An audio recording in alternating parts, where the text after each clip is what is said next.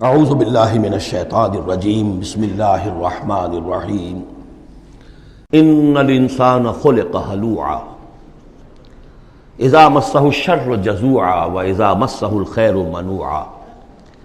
یقیناً انسان کی تخلیق ہوئی ہے تھڑ دلے پن کے ساتھ، کمزور ہے۔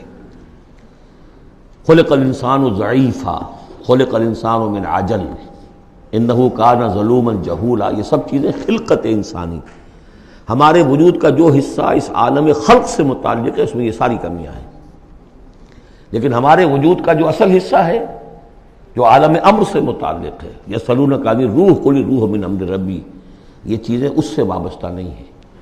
لیکن جب ہم اس روح سے بیگانہ ہو گئے ہوں، وَلَا تَكُونُوا كَالَّذِينَ نَسُوا اللَّهَ فَأَنسَاهُمْ أَنفُسَهُمْ، ہم نے اللہ کو بھلا دیا، اللہ نے ہماری روح سے ہمیں غافل کر دیا، اب رہ گئے ہم نرے حیوان، تو ہمارے اندر یہ ساری چیزیں ہوں گی۔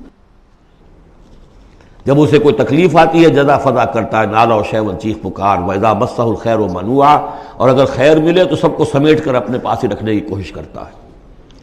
لیکن اس بزدلے پن سے، تھڑ دلے پن سے اوپر اٹھنے کے لیے جو چیزیں، جو پروگرام اللہ نے دیا ہے، اسی لیے آپ کو یاد ہوگا 18ویں پارے میں سورہ مومنین کی ابتدائی 11 آیات، ہمارے منتخب نصاب میں وہ تیسرے حصے کا پہلا سبق ہے، اس میں وہ بھی شامل ہے، یہ بھی شامل ہے، کیونکہ یہ دونوں بالکل مشابہ مقامات ہیں، بلکہ بعض پہلو سے ایک دوسرے کی تفسیر کرتے ہیں، وضاحت کرتے ہیں۔ ان القرآن یفسر بعضہ بعضا، یہ ہے تعمیر سیرت۔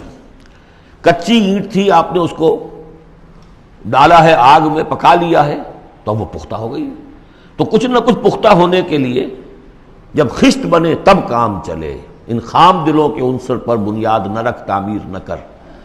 کچی اینٹوں کا گھروندا تو ایسا ہی ہے، سیلاب کے اندر تو کھڑا نہیں رہ سکتا، پکی اینٹیں ہوں، سیمنٹ ہو لگا ہوا تو بہرحال سیلاب کو بھی جل جائے گا۔ اب وہ پروگرام کیا ہے؟ الا المصلین، نقطۂ آغاز ہے نماز، کہ جو تعمیر سیرت کا پہلا پتھر ہے، corner stone of the building of your own character. لیکن صلاۃ کون سی؟ الذین هم علی صلاتہم دائمون، جو اپنی نمازوں پر مقاومت کرتے ہیں، مداومت کرتے ہیں، گنڈے دار نہیں، مستقل۔ وہاں تھا خاشعون، جو نماز کا باطن تھا، قد افلح المؤمنون الذین هم فی صلاتہم خاشعون، والذین فی اموالہم حق معلوم للسائل والمحروم، اور وہ کہ جن کے اموال میں معین حق ہے مانگنے والے کا اور محروم کا۔ وہ یہ نہیں سمجھتے کہ جو کچھ ہمارے پاس آ گیا بس ہمارا ہی ہے، بلکہ اس میں حق ہے۔ جو بھی کسی وجہ سے محروم طبقہ ہے آپ کی سوسائٹی کا، جو کسی اپنی مجبوری میں آپ کے سامنے دست سوال دراز کر رہا ہے، ان کا حق اللہ نے آپ کے مال میں رکھا ہوا ہے، وہ حق ادا کرو، حق بحقدار رسید، اس پر قبضہ مخالفانہ نہ رکھو۔ اور یہ اس کا تعلق کس سے ہے؟ وہاں تھا والذین هم للزکاۃ فاعلون، تو زکوٰۃ کے لیے وہ مسلسل کوشاں رہتے ہیں، جد و جہد کرتے رہتے ہیں تزکیہ نفس کی۔ اس کو تزکیہ نفس کی شکل کیا ہے؟ جیسے سورہ حدید میں ہم پڑھ چکے، ان المصدقین والمصدقات واقرضوا اللہ قرضا حسنا، تزکیہ نفس جو ہے مال نکالو تب ہوگا، تم نے وہ سارا گن تو اپنے اندر سنبھال کے رکھا ہوا ہے۔ والذین یصدقون بیوم الدین، اور وہ لوگ کہ جو قیامت کے دن پر، جزا و سزا کے دن پر، فیصلے کے دن پر کہ اس کی تصدیق کرتے ہیں۔ اب اس سے ان کا تعلق کیا ہوا؟ جو آخرت پر یقین رکھتا ہے وہ اس کے لیے زندگی، اس زندگی کا ایک ایک لمحہ جو ہے وہ امر ہے۔ امر کسے کہتے ہیں ہندی میں؟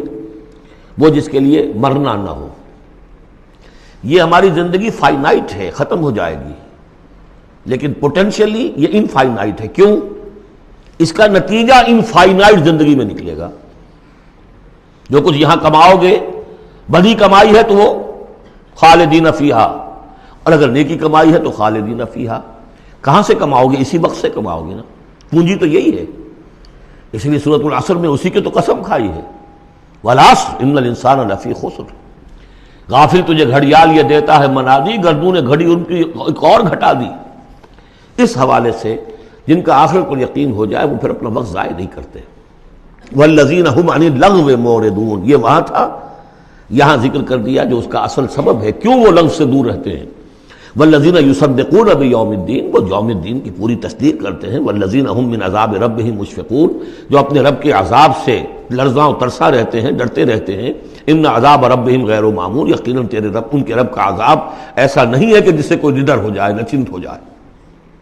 والذین هم لفروجهم حافظون الا علی ازواجهم او ما ملکت ایمانهم فانهم غیر ملومین فمن ابتغى وراء ذلك فاولئک هم العادون۔ یہ جوں کہ تو الفاظ وہاں بھی تھے یہاں بھی ہیں۔ والذین هم لاماناتهم وعہدهم راعون، یہ بھی وہیں بھی تھے یہاں بھی ہیں۔